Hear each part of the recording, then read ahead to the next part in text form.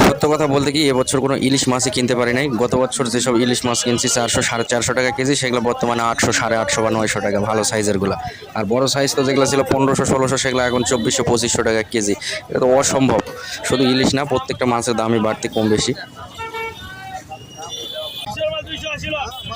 অসাধারণ ইলিশ মাছ, প্রত্যেকটা 1 কেজির উপরে আছে। ভাই যাবি 1900 বিচন একদম 1800 4-5টা আছে শেয়ার করে আপনাদের লাভ করছি 2000 উপরে।